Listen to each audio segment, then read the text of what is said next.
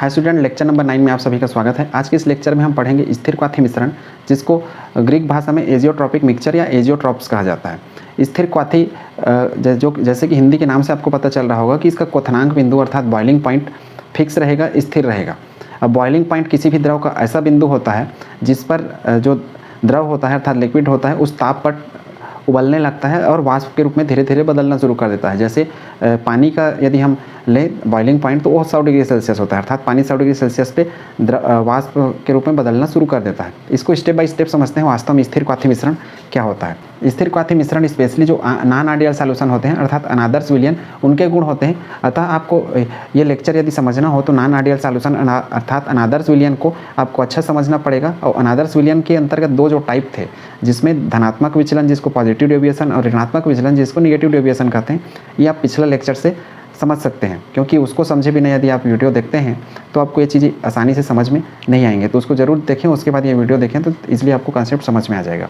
जो स्थिर क्वाथी मिश्रण बनाने का गुण होता है स्पेशली नॉन आइडियल सॉल्यूशन अर्थात अनादर्श विलयन का गुण होता है। इसमें यह होता है कि जो हमारा अनादर्श विलयन रहता है, जिसमें दो टाइप के उसके थे, एक तो पॉजिटिव और दूसरा निगेटिव टाइप का, तो इसमें जो विलेय और विलायक रहते हैं दोनों द्रवावस्था में हैं, और दोनों द्रवावस्था में जब रहते हैं इनको जब गर्म किया जाता है तो एक निश्चित ताप पर ये उबलते हैं, और जिस ताप पर ये उबल जाते हैं अर्थात वाष्प बदलना शुरू करते हैं, उसी ताप पर ये वाष्प से वापस ठंडा होकर द्रव में भी बदल जाते हैं। जबकि दूसरे किसी केस में ऐसा नहीं होता। लेकिन जो एजियोट्रॉपिक मिक्सचर है इसमें होता है कि यहाँ पे जो क्वथनांक बिंदु है अर्थात बॉइलिंग पॉइंट है वो फिक्स रहता है। एक ही बॉइलिंग पॉइंट पे ये द्रव से गैस में बदल जाता है और गैस से द्रव में भी बदल जाता है। और साथ में ये भी रहता है कि इनका संगठन नहीं बदलता। संगठन का अर्थ है कि किसी विलयन को बनाने के लिए, किसी सॉल्यूशन को बनाने के लिए हमने कितनी मात्रा में विलेय लिया है और कितनी मात्रा में विलायक लिया है। अर्थात जितनी मात्रा में हम शुरू में जब ये द्रव अवस्था में थे विलेय और विलायक लिए रहते हैं, उतना ही मात्रा में ये जब वाष्प में बदल जाते हैं तो भी विलेय और विलायक की मात्रा फिक्स बनी रहती है। इसको कहा जाता है संगठन या कंपोजिशन। तो उम्मीद है कंसेप्ट आपने समझ लिया होगा। यदि इसके प्रॉपर्टीज़ की बात करूँ तो ये अनादर्श विलयन द्वारा बनाया जाता है। इस मिश्रण को प्रभाजी आसवन अर्थात फ्रैक्शनल डिस्टिलेशन के द्वारा अलग नहीं कर सकते। फ्रैक्शनल डिस्टिलेशन या प्रभाजी आसवन यह एक शोधन या शुद्धिकरण की विधि है जब दो द्रव एक दूसरे के साथ मिक्स हो, अच्छा दो अलग अलग द्रव जब आपस में मिक्स हो जाएं, जैसे तेल और पानी हो गया या फिर और कोई भी द्रव आपस में मिल जाएं, तो उनको जब अलग करना होता है तब प्रभाजी आसवन की विधि अपनाई जाती है। लेकिन प्रभाजी आसवन विधि का कंडीशन है कि जो जिस द्रव का हमको शोधन करना है तो उसमें जो द्रव के बीच में क्वथनांक का अंतर है वो 25 डिग्री से कम होनी चाहिए। यदि ज़्यादा है 25 डिग्री सेल्सियस से अंतर दोनों द्रवों के बीच क्वथनांक अर्थात बॉइलिंग पॉइंट का, तब हम सामान्य आसवन विधि का प्रयोग करेंगे। तो सामान्य आसवन विधि हम यहाँ पे नहीं देखेंगे, हम यहाँ प्रभाजी आसवन को समझने का प्रयास करेंगे कि वास्तव में वो क्या होता है। ठीक है, तो इसको प्रभाजी आसवन विधि द्वारा अलग नहीं कर सकते। ये पॉइंट्स आपको याद रखने हैं। नेक्स्ट पॉइंट हम इसमें एक और जोड़ सकते हैं। देखिए इसमें हमने क्या लिखा है, जो निश्चित ताप पर उबलता है अर्थात ताप फिक्स है, उबलेगा अर्थात वाष्प बनाएगा और उसी ताप पर आश्रित हो जाता है अर्थात वाष्प बनने के बाद उसी ताप पर ये क्या कर देगा, ये द्रवावस्था बदल जाएगा। अर्थात वाष्प का क्वथनांक या वाष्प का संगठन, क्योंकि यहाँ लास्ट लाइन में हमने लिखा है मिश्रण का संगठन नहीं बदलता, वाष्प का संगठन इक्वल टू द्रव का संगठन। द्रव का संगठन क्यों? क्योंकि और इसी तरीके से मैं लिख सकता हूँ वाष्प का क्वथनांक इक्वल टू द्रव का क्वथनांक अर्थात बॉइलिंग पॉइंट। अर्थात जिस ताप पे ये उबलता है उसी ताप पे वापस क्या हो जाता है, ठंडा हो जाता है। अर्थात क्वथनांक बिंदु फिक्स होते हैं, चाहे वाष्प रहे और द्रव, इसीलिए दोनों इक्वल रहेंगे, संगठन भी फिक्स रहेगा। अब इसको उदाहरण के द्वारा समझते हैं कि इस प्रभाजी आसवन के द्वारा ये अलग क्यों नहीं होते और साथ में हम किस तरीके से जो एजियोट्रॉपिक मिक्सचर है वो बनता है। ठीक है, जैसे मैं एग्जांपल लेता हूँ उदाहरण के तौर पर, जैसे C2H5OHL एथिल एल्कोहल लिया और साथ में जल को ले लिया। ठीक है, एथिल एल्कोहल जो सामान्य बॉइलिंग पॉइंट होता है, इसका बॉइलिंग पॉइंट अर्थात ये 78.30 डिग्री सेल्सियस ताप पर उबलता है, और जो वाटर है इसको हम जानते हैं 100 डिग्री सेल्सियस ताप पर उबलता है। जब इनको हम मिला देते हैं तब भी ये इतना ही डिग्री सेल्सियस ताप पर उबलता है। लेकिन जब इस एथिल एल्कोहल को मैं इनका यदि परसेंटेज बना दूं, अर्थात एथिल एल्कोहल को मैं 95.5 ml या परसेंट ले लूं और साथ में वाटर को 4.5% या ml ले लूं, तब इन दोनों से जो हमको मिक्सचर मिलेगा अर्थात एल्कोहल और ये वाटर का, इस मिक्सचर का जो ताप रहता है वो इतना हो जाता है 78.15 डिग्री सेल्सियस। अर्थात इस टेम्परेचर पर ये जो मिक्सचर है ये मिक्सचर को हम अलग नहीं कर सकते, ठीक है। और इस कंपोजिशन पर, अर्थात मैं ये बोल सकता हूँ कि प्रत्येक जो नॉन आइडियल सॉल्यूशन है अर्थात अनादर्श विलयन है, वह एक निश्चित कंपोजिशन अर्थात संगठन पर एक किसका निर्माण कर देता है, एजियोट्रॉपिक मिश्रण का निर्माण कर देता है। उम्मीद है कंसेप्ट आपने समझ लिया होगा। अर्थात जितने भी अनादर्श विलयन होते हैं उसका एक कंपोजिशन अर्थात ये कितना मात्रा में किसी विलयन में कोई विलायक है या विलेय है। जैसे ये विलयन बना दोनों का, जिसको हम मिश्रण नाम से भी यहाँ जान रहे हैं, द्रव का मिश्रण नाम से, 4.5% अर्थात इसकी मात्रा कम है, इसको मैं विलेय बोलूँगा इस केस में, और इसको मैं बोलूँगा विलायक। तो विलायक अर्थात एल्कोहल को मैं यदि इतना लूँ और H2O को इतना लूँ, तो इनको यदि मिला के मैं मिश्रण एक विलयन बना दूँ तो उसका ताप निकलता है इतना। अकेले में कितने थे, इतने, लेकिन जब इस अनुपात में हमने मिला दिया इतना ml, तब ये इतना हो जाता है। अर्थात अब इस टाइप का जो विलयन रहेगा इसको मैं बोलूँगा एजियोट्रॉपिक मिक्सचर अर्थात स्थिर क्वाथी मिश्रण। अब इसी ताप पर जो हमारा C2H5OH रहता है, C2H5OH और ये H2O, इसी 78 डिग्री सेल्सियस ताप पर, अर्थात इतना डिग्री सेल्सियस ताप पर ये तो द्रव था, द्रव से ये वाष्प बनेगा अर्थात C2H5OH और H2O का ये वाष्प बनाएगा, और इसी और ताप पर वाष्प से वापस क्या होगा, ये द्रव होगा। अर्थात मैं ठंडा कर दूंगा तो, और इस समय इनका जो रेशियो रहेगा ये यही रहेगा 95.5 और 4.5, द्रव में भी यही रहेगा, और जब वाष्प ये इसका बनेगा तो इसमें भी इनका रेशियो यही रहेगा। तो उम्मीद है कंसेप्ट आपने समझ लिया होगा। जब इतना रेशियो रहेगा तभी ऐसा स्थिति बनेगा, इससे ज़्यादा या कम होगा तब ऐसा स्थिति नहीं बनेगा, ठीक है। अर्थात ऐसा अलग से हमको क्वथनांक बिंदु नहीं मिलेगा कॉमन से, जब हम इनको दूसरे किसी रेशियो में मिला देंगे तब। अर्थात मैं बोल सकता हूँ इसमें ये एजियोट्रॉपिक मिक्सचर की तरह काम करेगा, और इस ताप पर इसके द्रव और वाष्प बराबर रहेंगे इस तरीके से संगठन, और इनके क्वथनांक भी बराबर रहेंगे। तो उम्मीद है चीज़ आप समझ रहे होंगे। अब देखिए, चूंकि इनका जो टेम्परेचर है कॉमन इतना बन गया है इस रेशियो पे जब हमने मिलाया, अब इतना बनने के बाद मान लो इसको मैं ये फ्रैक्शनल डिस्टिलेशन अर्थात प्रभाजी आसवन करने का उपकरण है, इसको राउंड बॉटम फ्लास्क बोलते हैं। ये अपना थर्मामीटर है,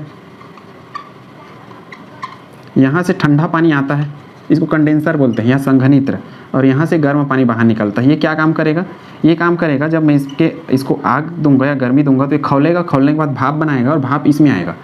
तो यहाँ से ठंडा पानी भेजूंगा तो क्या होगा, भाप इसके अंदर जब जाते रहेगा तो ठंडा होकर द्रव अवस्था में बदल जाएगा, जो कि यहाँ जाके गिरने लगेगा।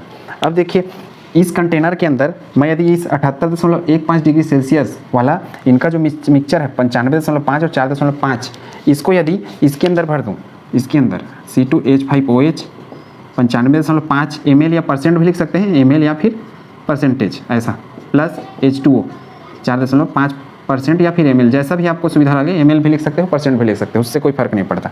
इसको यदि मैं भरूँ, चूँकि ये मिक्सचर का अब बॉइलिंग पॉइंट कितना हो गया 15 डिग्री सेल्सियस। अब इसको मैं यदि गर्मी दूँ तो क्या होगा, दोनों जब अकेले रहते इस तरीके से, अर्थात इस अनुपात में यदि हम नहीं मिलाते इसको 95.5% इसका यदि मैं नहीं लेता और पानी का 4.5% नहीं लेता, तब इसको मैं गर्म करता यदि, तो देखिए दोनों में से कौन पहले गर्म होता है, इसका ताप कम है ना 78.30 और उसके बाद इसका है, तो ये पहले गर्म होता। लेकिन अब दोनों को हमने मिला के मिक्सचर बना दिया है एजियोट्रॉपिक मिक्सचर, किस अनुपात में, इतना ml लेके, जिससे हमको एक नया ताप मिल गया इनका।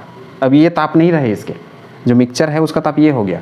अर्थात अब इसको मैं गर्म करूँगा तो इतना ताप जब आएगा तो सबके सब वाष्प बना लेंगे और सबके सब यहाँ चले जाएंगे, ठीक है। अर्थात किस में बदल जाएंगे, ये जो द्रव था वो पूरे वाष्प के रूप में बदल जाएगा, और यहाँ पे क्या होगा, ये इसको ठंडा करेंगे, इसके द्वारा, इसको संघनित्र कहा जाता है, जल संघनित्र या कंडेंसर।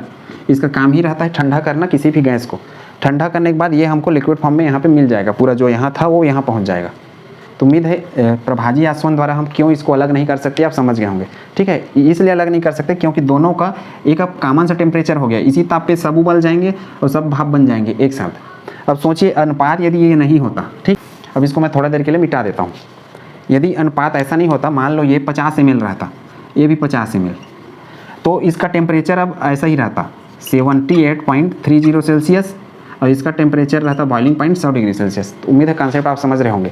अर्थात सिर्फ इतना ही अमाउंट यदि हम लेंगे तभी टेम्परेचर इतना बनेगा स्थिर क्वाथी मिश्रण।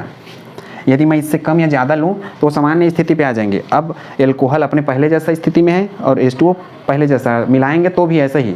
अब मैं इसको गर्म करूँगा, जो एल्कोहल है, चूँकि इसका क्वथनांक बिंदु कितना है 78, तो ये पहले आएगा ताप, इस बिंदु पे एल्कोहल धीरे धीरे उड़ना प्रारंभ करेगा। थोड़ा देर के बाद ये वाटर भी उड़ना शुरू कर देगा। ठीक है, क्यों? क्योंकि 78 के बाद थोड़ा देर में 100 डिग्री सेल्सियस भी ताप पहुँच जाएगा।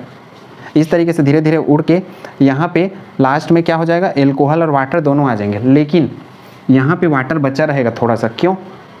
क्योंकि एल्कोहल का देखिए ताप उसकी अपेक्षा कम है, इसलिए पहले उड़ रहा है। पहले उड़ रहा है अर्थात ये ख़त्म हो जाएगा ना पहले, और ये तो बचा रहेगा क्योंकि 100 डिग्री सेल्सियस है, तो कुछ ना कुछ इसका हिस्सा बच जाएगा और यहाँ पे मिल जाएगा। कुल मिला के यहाँ पे हमको सिर्फ जल मिलेगा आखिरी में, थोड़ा सा शुद्ध रूप में। इस तरीके से शोधन करते हैं। और यदि हम उसी में इसको डाल दें, अर्थात ऐसा स्थिति ना रख करके पहले जैसा स्थिति बना देते, जो कि मैं थोड़ा देर पहले बता रहा था, तब हम उस तरीके से उनको फिल्टर नहीं कर पाते। अर्थात यहाँ पे कुछ भी नहीं बचता। जैसे जल यहाँ शुद्ध हो मिल रहा था ना हमको थोड़ा मात्रा में, क्योंकि जल का ताप अलग था और एल्कोहल का अलग। एल्कोहल उड़ जा रहा था, शुरुआत उसी से हुआ एल्कोहल से उड़ने से, और जल का लास्ट में। लेकिन जल थोड़ा सा बच ही गया, क्योंकि एल्कोहल उस समय तक पूरा ख़त्म हो जाता समय के साथ। ठीक, तो जल यहाँ शुद्ध रूप में बचता था, लेकिन इस केस में वो जल नहीं बनेगा। तो उम्मीद है कॉन्सेप्ट आपने समझ लिया होगा। एजियोट्रॉपिक मिक्सचर का एक निश्चित कंपोजिशन पर ही कोई मिक्सचर जो कि नॉन आइडियल है अर्थात अनादर्श विलियन है, वो काम करेगा एजियोट्रॉपिक मिक्सचर का। मतलब हर एक नॉन आइडियल सॉल्यूशन के लिए एक ऐसा संगठन या कंपोजिशन भी होगा जिस पर वह एजियोट्रॉपिक मिक्सचर की तरह व्यवहार करेगा। तो उम्मीद है कॉन्सेप्ट आपने समझ लिया होगा। ये भी समझ गए होंगे कि कब कैसे व्यवहार करने वाला है। इस अमाउंट में सब डले रहेंगे तभी ऐसा हमको टेम्परेचर मिलेगा। इसके अलावा वो नॉर्मल पहले स्थिति में ही रहेंगे। ठीक, इसको नोट करिए। फिर हम इसके टाइप्स पढ़ते हैं। एक होता है लो बॉइलिंग एजियोट्रॉप अर्थात निम्न क्वथन एजियोट्रॉप, और दूसरा होता है उच्च क्वथन एजियोट्रॉप जिसको हाई बॉइलिंग एजियोट्रॉप कहते हैं। लो क्वथन का अर्थ होता है कि जिसमें क्वथनांक बिंदु कम हो जाएगा। अब क्वथनांक और बॉइलिंग पॉइंट का संबंध ये होता है, तो ये याद रखें। ये वाष्प दाब है वीपी मतलब वेपर प्रेशर, और एक होता है बॉइलिंग पॉइंट। इनके बीच में ये संबंध होता है। बॉइलिंग पॉइंट अर्थात क्वथनांक बिंदु। वाष्प दाब जिसका अधिक बनेगा उसका क्वथनांक बिंदु का मान हमेशा कम रहेगा, अर्थात उसको उबलने में कम समय लगेगा। जैसे कुकर के अंदर हम पूरा पैक करके जब उसको गर्म करते हैं तो अंदर से जो पानी रहता है वो वाष्प बनाता है जल्दी जल्दी। अब वाष्प बनता है तो उसमें क्या होता है, उसका जो क्वथनांक बिंदु है वो घट जाता है, इसलिए जल्दी खाना पक जाता है उसमें। ठीक है, तो उस कॉन्सेप्ट को हम और पढ़ेंगे आगे। जो इसके बाद नेक्स्ट हमारा जो लेक्चर रहेगा क्वथनांक में उन्नयन अर्थात एलिवेशन इन बॉइलिंग पॉइंट के पोर्शन में। इसको पहले नोट करिए, फिर इसके जो टाइप्स हैं उनको हम पढ़ते हैं डिटेल में। तो हम पढ़ रहे हैं एजियोट्रॉप मिक्सचर के अर्थात स्थिर क्वाथी मिश्रण के प्रकार, जिसमें सबसे पहले निम्न क्वथन एजियोट्रॉप या जिसको लो बॉइलिंग एजियोट्रॉप या फिर मिनिमम बॉइलिंग एजियोट्रॉप कहा जाता है। जैसे कि इसके नाम से पता चल रहा है मिनिमम बॉइलिंग एजियोट्रॉप। एक मैंने रिलेशन लास्ट टाइम लिखाया हुआ था कि वेपर प्रेशर अर्थात वाष्प दाब और बॉइलिंग पॉइंट का ये रिलेशन है, अर्थात जिसमें वाष्प दाब अधिक बनेगा उसका क्वथनांक बिंदु क्या होगा, कम होगा। अब देखिए उस रिलेशन, इसको आपको याद रखना है इनको समझने के लिए। और इसको समझने के लिए क्या, इसके बाद जो पूरा लेसन आगे जाने वाला है जिसमें हम इलिवेशन ऑफ बॉइलिंग पॉइंट पढ़ेंगे जिसको क्वथनांक में उन्नयन कहते हैं, फिर डिप्रेशन इन फ्रीजिंग पॉइंट हिमांक में अवनमन, और ऑस्मोटिक प्रेशर अर्थात परासरण दाब। ये तीनों चीज़ में इसको ज़रूरत पड़ने वाला है। साथ में हमको वहाँ पे 1/2 फैक्टर का ज़रूरत पड़ने वाला है, जो कि मैं शुरू में पढ़ाया हुआ था, क्योंकि यहाँ बीच बीच में ज़रूरत पड़ेगा करके बताया हुआ था, तो उसको आप रिमेंबर रखें। इस रिलेशन को यहाँ पे याद रखना है। देखिए निम्न क्वथन एजियोट्रॉप, निम्न क्वथन अर्थात जिसका क्वथनांक का मान कम हो जाएगा, वह विलियन जो राउल्ट के नियम से धनात्मक अर्थात पॉजिटिव डेविएशन दर्शाते हैं, वे इस टाइप का विलियन बनाते हैं। अब मैं यदि डायग्राम को बताऊं तो पॉजिटिव डेविएशन का डायग्राम हम कैसे बनाते थे, इस टाइप से हम जो राउल्ट के नियम से धनात्मक विचलन दर्शाने वाले रहते थे उनका डायग्राम हम कुछ इस तरीके से ड्रा करते थे। ये हम x = 0 रहते थे और यहाँ पे x = 1। ठीक, इस साइड पे क्या रहता था, ये वाष्प दाब और ये पूरा पोर्शन मोल प्रभाज का, ये x = 1 x b = यहाँ पे क्या हो गया 0, ये xa वाला इधर गया और xb वाला यहाँ से स्टार्ट हो रहा है 0 से 1 तक। ये मोल प्रभाज के टर्म में है इसलिए 1 2 3 लिखे हैं। यहीं पे यदि हम कंपोजिशन ले लेंगे, कंपोजिशन अर्थात मात्रा, तो 10%, 20%, 30% ऐसा इसको बदल सकते हैं, अर्थात इससे फर्क नहीं पड़ने वाला है हम यहाँ पे क्या लिखने वाले हैं। ठीक, ये मोल प्रभाज को यहाँ बताता था, मोल प्रभाज जिसको हम x से दिखाते थे या काई भी बोल सकते हैं, जो xa xy यहाँ पे जो xa xb है वो।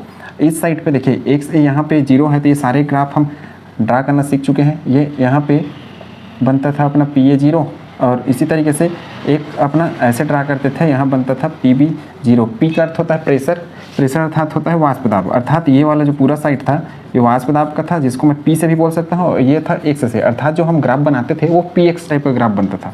px टाइप का अर्थात एक अक्ष पे p अर्थात प्रेशर इन दोनों साइड पे, क्योंकि 2 ग्राफ बनाते थे, और x अर्थात नीचे वाले अक्ष पे।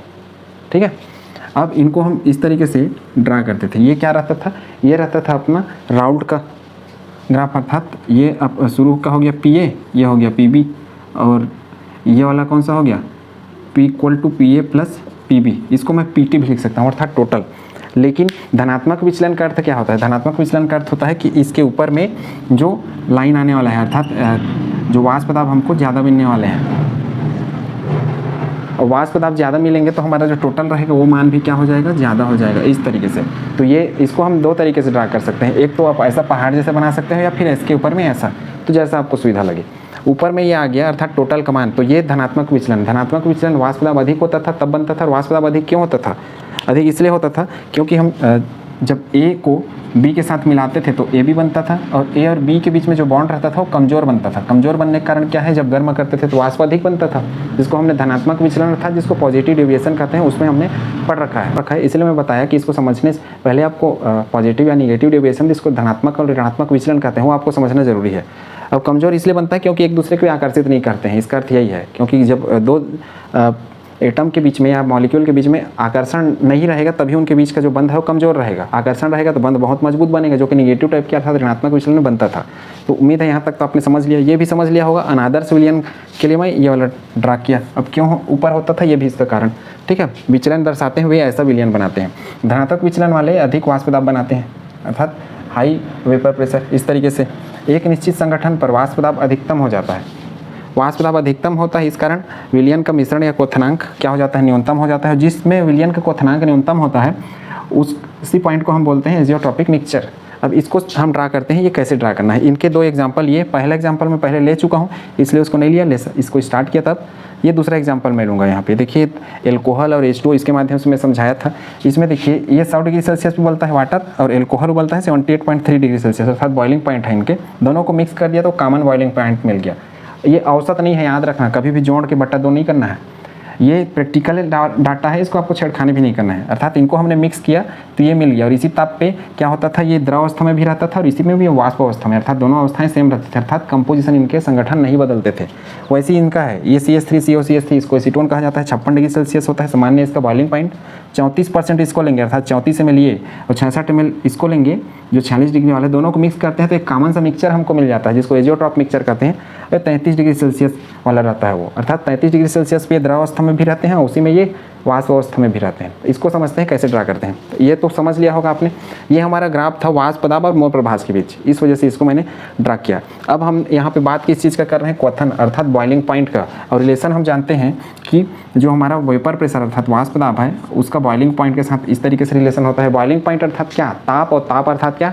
टेम्परेचर, जिसको T से डिनोट कर सकते हैं, या फिर मैं इसको बोल सकता हूँ ताप या टेम्परेचर, ठीक है। ताप बोलेंगे तो ज़्यादा अच्छा है, बॉइलिंग पॉइंट और ज़्यादा अच्छा है। अब इसी ग्राफ में मैं इसको रिप्लेस कर रहा हूँ। देखिए वाष्प दाब, ये वेपर प्रेशर को वाष्प दाब बोलते हैं, और इसका संबंध ये है, अर्थात जिसका वाष्प दाब अधिक उसका बॉइलिंग पॉइंट क्या होगा? कम होगा। अब देखिए वाष्प दाब इसमें किसका अधिक होता है? PA0 का, PB0 का क्या होता है? कम होता है। तो निम्न क्वथन एजियोट्रॉप जब बनेगा और इसका जब हम ग्राफ ड्रा करेंगे अर्थात बनाएंगे, तो कुछ इस तरीके से ड्रा करना है आपको, ठीक है। देखिए इसका वाष्प दाब क्या है? इसका वाष्प दाब है कम, तो इसका वाष्प दाब जब कम है तो बॉइलिंग पॉइंट क्या होगा? सबसे अधिक होगा। अर्थात मैं इसको जब ड्रा करूंगा तो इसको मैं ऊपर रखूंगा। किसको? चूंकि मैं यहाँ पे क्या ले रहा था? प्रेशर या वाष्प दाब। अब मैं ले रहा हूँ बॉइलिंग पॉइंट, तो मैं लिख सकता हूँ यहाँ पे टेम्परेचर TB0, ठीक है। इसी तरीके से इस साइड पे देखिए PA अर्थात इसका जो वेपर प्रेशर रहता था वो क्या रहता था? अधिक। तो वेपर प्रेशर अधिक अर्थात बॉइलिंग पॉइंट क्या होगा? कम, अर्थात ये वाला नीचे आ जाएगा। तो इसको मैं लिखूंगा TA0। T क्यों लिख रहा हूँ? क्योंकि अब टेम्परेचर के साथ ग्राफ बना रहा हूँ, क्योंकि मुझे बॉइलिंग पॉइंट पता करना है, इस वजह से। उम्मीद है चीज़ समझ लिया होगा। इसको हम कैसे ड्रा करेंगे? ये जो लाइन है वास्तव में इसके लिए हम बना रहे हैं, जो रेड कलर वाले हैं उसके लिए। ये बाकी लाइन को अब आपको भूल जाना है, इसका ज़रूरत नहीं पड़ेगा, मैं सिर्फ इसको समझाने के लिए किया था।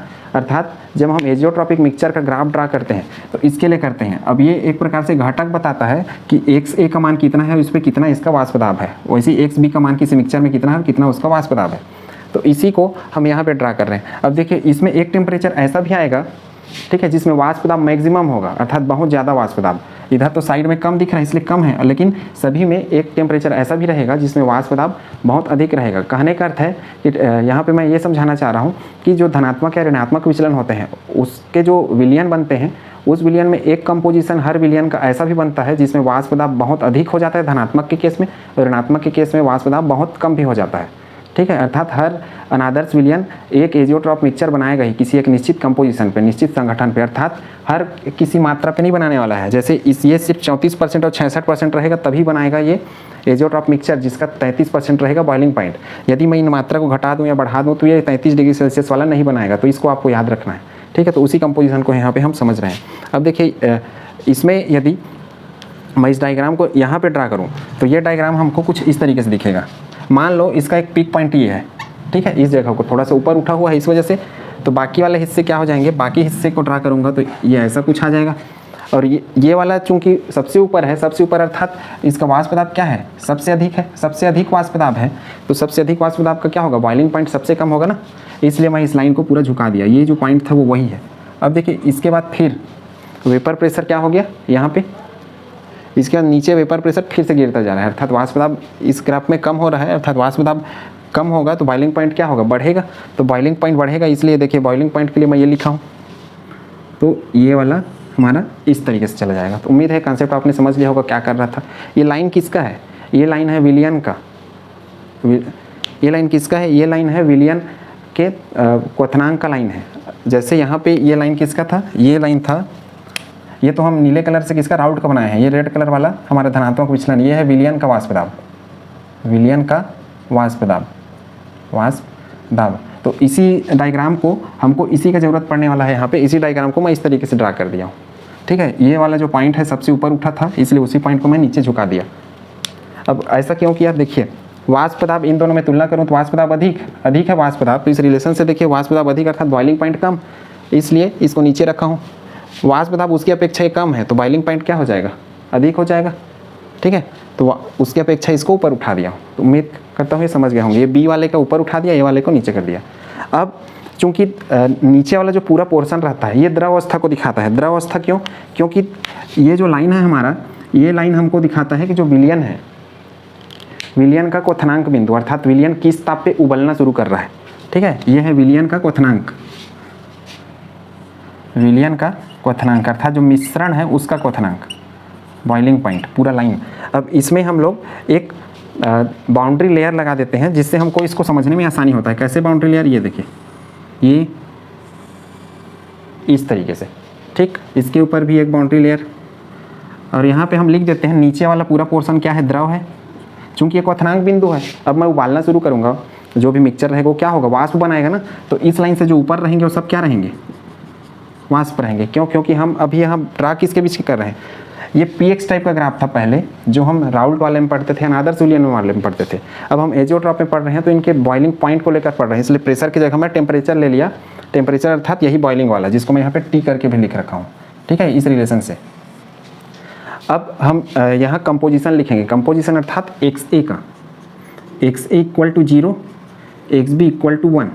ठीक है, XB इक्वल टू 1 का अर्थ है कि XB, ये देखिए प्योर फॉर्म का ये है डाटा और इसका डाटा यहाँ पे रहेगा क्योंकि XA उस साइड पे 1 है। अब इसी को मैं क्या कर रहा हूँ, रिप्लेस कर रहा हूँ इस उदाहरण में, अर्थात मैं इस उदाहरण के लिए ही ग्राफ ड्रा कर रहा हूँ, क्योंकि सारे ग्राफ तो ऐसे ही आएंगे लेकिन सब के परसेंटेज या मान अलग अलग आएंगे, क्योंकि जितने द्रव हैं या मिक्सचर हैं, जैसे ये 95.5% पे और 4.5 ये मिक्स से बनते हैं तब ये एजियोट्रॉप बन जाता है, ये 34% और 66% के मिक्सचर पे एजियोट्रॉप जैसा काम करता है। तो सबके लिए अलग अलग बनेगा लेकिन झुका ऐसा ही रहेगा। बुक में आपको ये लाइन देखने को नहीं मिलेगा जो रेड कलर वाला है, ठीक है, लेकिन आप उसको अपनी सुविधा की दृष्टि से बना भी सकते हैं, हटा भी सकते हैं, जैसा आपका इच्छा रहे वैसा। तो ये वाला पूरा द्रव का हो गया और इसको मैं क्या बोल सकता हूँ, इसी को बुक में आपको क्या लिख रखा है, वाष्प प्लस द्रव। तो ऊपर वाला वाष्प है, ये वाला क्या लाइन है, द्रव का, ये वाष्प का लाइन है और ये क्या है, ये द्रव का है। कहने का अर्थ है कि मैं उबालूंगा तो इस लाइन को पार करने के बाद वो भाप बना लेगा, ये है। तो उसके लिए हमने बाउंड्री बना दिया है इस तरीके से घेरा बना के। अब ये जो पॉइंट है, इस पॉइंट पे देखिए जो टेम्परेचर है, इस पॉइंट पे इस पे क्या है, टेम्परेचर कॉमन है और इस टेम्परेचर पे ये द्रव अवस्था में भी है, वाष्प अवस्था में भी है, इसी को एजियोट्रॉपिक मिक्सचर बोलेंगे।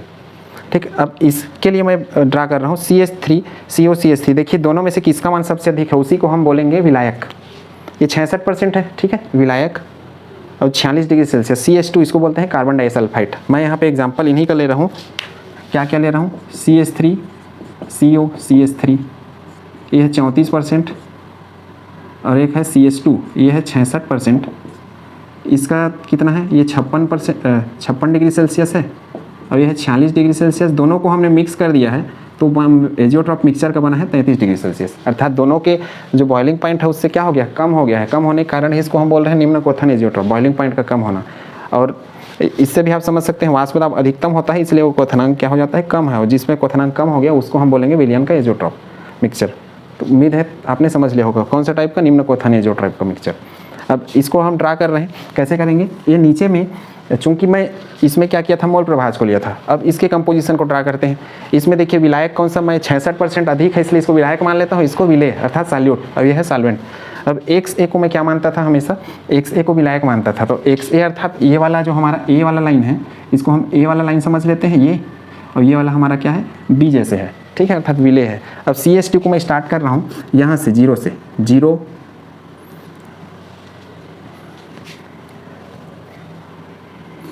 उसके बाद कितना है 20 40, ये 20 हो गया, ये 40, ये 60 80 और ये हो गया 100। 20-20 का डिफरेंस कर रहा हूँ।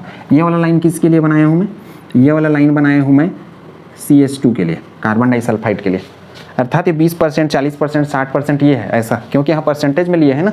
नीचे वाला जो लाइन ड्रा करूँगा इधर ऐसे, ये यहाँ से 0, ये 80 है तो 20 ले लेता हूँ इसको, ये 60 है इसके नीचे क्या लिखूँगा मैं 40, तभी सब होगा ना, 60 के नीचे 40 के नीचे 60 और 20 के नीचे कितना, 20 के नीचे लिखूँगा 80 और यहाँ पे 100।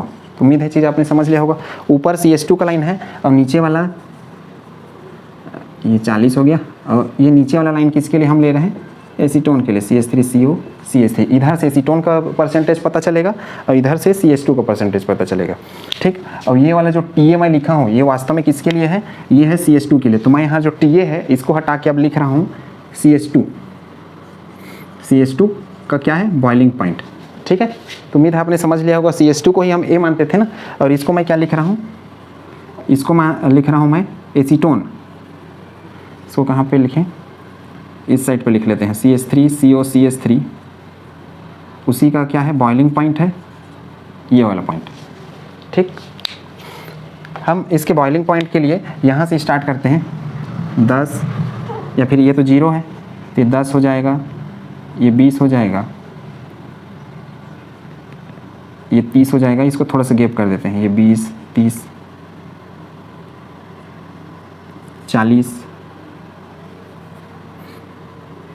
50 60 70, इस तरीके से ऊपर बढ़ाते जाना है। इसी तरीके से इधर भी बढ़ा देना है आपको, ठीक है। ये वाला जो पॉइंट है ये, चूँकि मैं ये जो CH3CO CH3 है इसका बॉइलिंग पॉइंट इस जगह को माना हो और उसका बॉइलिंग पॉइंट कितना है 56 डिग्री, तो ये हो जाएगा हमारा 56 डिग्री सेल्सियस। और इसका कितना है CH2 का 46, तो ये हो जाएगा 46 डिग्री सेल्सियस। देखिए लगभग आ जाएगा 50, 40 और 50 के बीच में है तो 46 आ जाएगा, सीधा लाइन खींचेंगे तो यही डाटा इधर भी आपको लिखना है 10-20 करके यहाँ तक।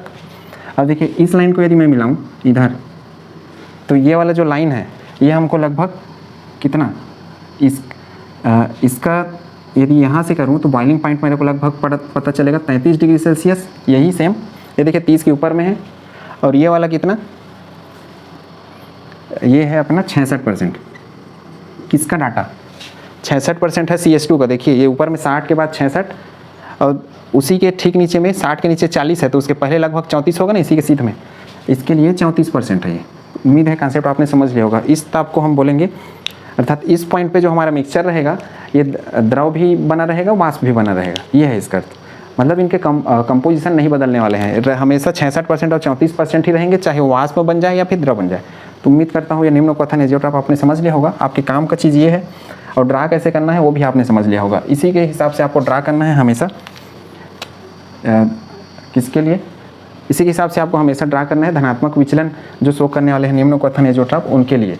हमने सिर्फ इसी को लिया है, एक निश्चित पॉइंट था उसमें नीचे उतर गया है करके। अब जो हमारा नेगेटिव टाइप का होता है अर्थात ऋणात्मक, जिसमें ये ग्राफ इसके नीचे आता था, तो हम उसको लेंगे नेक्स्ट वाले में, ठीक। ये एक अपना एग्जाम्पल, ऐसे ही और भी बना सकते हैं आप एग्जाम्पल। इनको आपको याद नहीं करना है, रट्टा नहीं मारना है, इसको सिर्फ समझना है कैसे बनाना है। ये बहुत सरल है। ये परसेंटेज एक आके याद रख लेंगे, चाहे इसका रखें या इसका, जो भी रखना है याद रख लेंगे, जो आपको काम आएगा। क्योंकि एग्जाम में आपको परसेंटेज काट के लिखने पड़ेंगे, वो रटना पड़ेगा आपको परसेंटेज, क्योंकि वो फिक्स है। एजियोट्रॉपिक मिक्सचर जैसे काम ये 33 डिग्री सेल्सियस पे करेगा। इसको नोट करिए, फिर हम इसका दूसरा टाइप समझते हैं। ये दूसरा टाइप क्या है उच्च क्वथन एजियोट्रॉप में। उच्च क्वथन एजियोट्रॉप, उच्च क्वथन अर्थात हाई बॉइलिंग एजियोट्रॉप। फर्स्ट वाले को यदि आपने समझ लिया है तो इसको समझने में कोई दिक्कत नहीं होगा। फर्स्ट वाले में क्या होता था, उसमें अधिकतम वेपर प्रेशर बनता था वाष्प दाब, क्योंकि वहाँ पे वो जो बॉन्ड रहते थे वो कमज़ोर रहते थे। यहाँ बॉन्ड मजबूत बन जाता है, जिसको हम ऋणात्मक विचलन वाले में पढ़ चुके हैं, नेगेटिव टाइप के डेविएशन में। ठीक है, बॉन्ड मजबूत होने के कारण क्या है, वाष्प दाब कम बनता है। देखिए यह ऋणात्मक विचलन वाले जो विलयन रहते हैं वो दर्शाते हैं ये गुण, अर्थात वो इस टाइप का मिक्सचर बनाते हैं उच्च क्वथन वाले। इसमें भी एक ऐसा कंपोजिशन होता है जिसमें न्यूनतम जो वाष्प दाब रहता है और उसी पे जो विलयन है वो एजियोट्रॉप मिक्सचर जैसे काम करता है। यहाँ पे फ़र्क ये पड़ेगा कि देखिए दोनों टेम्परेचर के से एक्स्ट्रा बढ़ जाएगा, उसमें दोनों टेम्परेचर से कम होता था, घट जाता था। ठीक, इसी वजह से प्रभाजी आसवन या फ्रैक्शनल डिस्टिलेशन की ज़रूरत यहाँ नहीं पड़ती था। तो उसके द्वारा हम इनको अलग नहीं कर सकते, सेपरेट नहीं कर सकते, क्योंकि दोनों को जब हमने मिक्स किया तो 65 डिग्री सेल्सियस का मिक्सचर बन गया। अब इसी पे वो वाष्प भी बनाएगा और इसी पे वो ठंडा भी हो जाएगा, इसी डिग्री सेल्सियस पे। इसका वैसे ही दूसरा एग्जांपल का मैं पहला वाला लूँगा, दूसरा वाला आप अपने हिसाब से बना सकते हैं।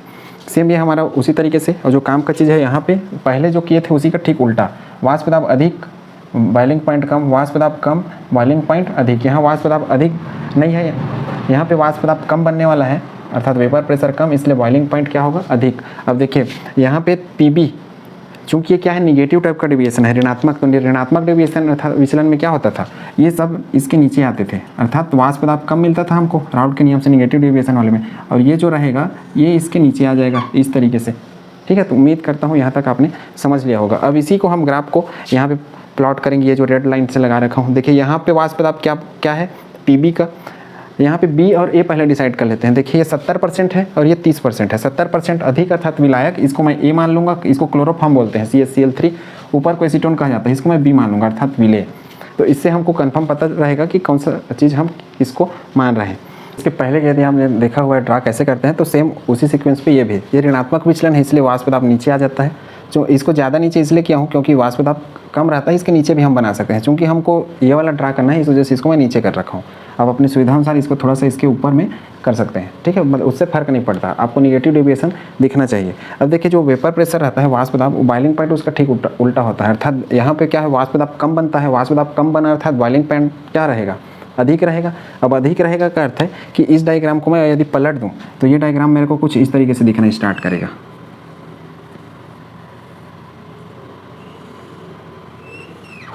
इस तरीके से। ठीक है, यही सेम इसको हमने उल्टा कर दिया, बस इतना ही अंतर है, बाकी कुछ नहीं। इसको हमने बेंड इसलिए किया है इस पर्टिकुलर पॉइंट पे, क्योंकि मैंने एक जगह इसमें मान लिया है कि एक ऐसा संगठन भी आएगा इस कहीं किसी पॉइंट पे जिसमें ये एजियोट्रॉपिक मिक्सचर के जैसा काम करेगा। ये तो हमने किसी पर्टिकुलर के लिए लिया नहीं है, क्योंकि हमको इसके हिसाब से ड्रा करना है। ये जो मैं एग्जांपल लिया हूँ उसके हिसाब से 70% क्लोरोफॉर्म, तो 70% के सीध में मैंने इसको सेट कर रखा है। देखिए ये जो लाइन है हमारा, इसमें ये जो 0 से पूरा 100 तक ये क्लोरोफॉर्म का है, CHCl3।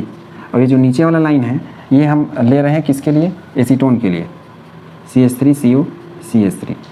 अर्थात क्लोरोफॉर्म यहाँ से स्टार्ट हो रहा है जो कि यहाँ चला जाएगा इस हिसाब से ऐसे, और एसीटोन का यहाँ से स्टार्ट होगा जिसका यहाँ पे वाष्प दाब आने लगेगा। क्योंकि हम यहाँ पे क्या बना रहे हैं, क्वथनांक के साथ ये पूरे ग्राफ बन रहे हैं या बॉइलिंग पॉइंट के साथ। तो ये जो पॉइंट रहेगा, इस पॉइंट को चूँकि यहाँ से जब स्टार्ट होगा 0 से, तो मैं बी वाले को मान लूँगा एसीटोन का। तो एसीटोन के लिए ये रहेगा 56 डिग्री सेल्सियस ये वाला पोर्सन, और ये क्या है, बॉइलिंग पॉइंट है किसका, एसीटोन का, CH3COCH3। ये वाला जो पॉइंट रहेगा, क्योंकि ऐसे ये वाला जो पॉइंट रहेगा, चूँकि हम यहाँ से ऐसे जा रहे हैं, ऐसे सेम, इनको हमको ज़रूरत नहीं पड़ेगा, हमको यहाँ पे सिर्फ रेड कलर वाले का ज़रूरत है। तो ये जो पॉइंट है इसको मैं मान रहा हूँ 61 डिग्री सेल्सियस, किसके लिए, CHCl3 के लिए, CHCl3 के। इसके हिसाब से आपको यहाँ का जो रीडिंग है उसको सेट करना है, अर्थात 10, 20, 30 ऐसा करके, ताकि यहाँ तक आपका रीडिंग सेट हो जाए। ये जो पर्टिकुलर टेम्परेचर है, इस टेम्परेचर पे ये 65 डिग्री सेल्सियस रहता है। ठीक है, तो उम्मीद है यहाँ तक आपने समझ लिया होगा। 65 डिग्री अर्थात ये जो मिक्सचर है इस पे, जो कि कहाँ है, ये 70% वाला, और इसका ये 30%। 70 और 30 देखिए, 70% किसका, क्लोरोफॉर्म का, और 30% किसका है, एसीटोन का, CH3COCH3 एसीटोन है। इस पे ये एजियोट्रॉपिक मिक्सचर की तरह व्यवहार करता है। अब इसके लिए हम यहाँ पे क्या है, बाउंड्री लाइन ऐसे बना सकते हैं सेम, और जो बीच का रेड लाइन है इसको आप अपनी सुविधा के अनुसार मिटा सकते हैं। कहने का अर्थ है कि बुक में दिया नहीं रहता। नीचे वाला लाइन क्या है, ये नीचे पूरा द्रवावस्था में है, ऊपर क्या है, वाष्प। क्योंकि ये जो रेड लाइन है ये किसी विलियन का बॉइलिंग पॉइंट है, अर्थात उसका क्वथनांक बिंदु। इसको क्योंकि हम यहाँ पे बॉइलिंग पॉइंट अर्थात टेम्परेचर और ये कंपोजिशन अर्थात संगठन के बीच में ग्राफ बना रहे हैं, संगठन या कंपोजिशन। इस पर्टिकुलर टेम्परेचर पे अर्थात 65 डिग्री सेल्सियस पे ये दोनों मिक्सचर हैं, ये एजियोट्रॉपिक मिक्सचर की तरह काम करेंगे। अर्थात इसका जो टेम्परेचर रहेगा 65 डिग्री सेल्सियस पे ये वाष्प भी बन जाएगा और 65 डिग्री सेल्सियस पे द्रव भी बना रहेगा। और ये जो कंपोजिशन यही बने रहेंगे, 30% ये और 70% ये, चाहे वो वाष्प अवस्था में रहे या फिर किसमें, द्रव अवस्था में। उम्मीद है कॉन्सेप्ट आपने समझ लिया होगा। और ये क्या है, ये अपना द्रव है, ऊपर वाला वाष्प है। इसी तरीके से उधर भी कर लेंगे। तो उम्मीद करता हूँ कॉन्सेप्ट आपको कुछ समझ में आ गया होगा। इसको एक बार रीड करेंगे तो आपको कॉन्सेप्ट इजीली समझ में आ जाएगा। एक एग्जाम्पल पर्याप्त है आपके एग्जाम के व्यू से। आज के लिए बस इतना ही। नेक्स्ट टॉपिक में हम बात करेंगे क्वथनांक में उन्नयन अर्थात एलिवेशन इन बॉइलिंग पॉइंट, जिसके लिए हमको वान हाफ घटक की आवश्यकता पड़ेगी, वान हाफ फैक्टर की, और साथ में ये जो ट्रिक है इसकी बहुत ज़्यादा आवश्यकता पड़ेगी क्वथनांक में उन्नयन अर्थात एलिवेशन इन बॉइलिंग पॉइंट में। Thank you.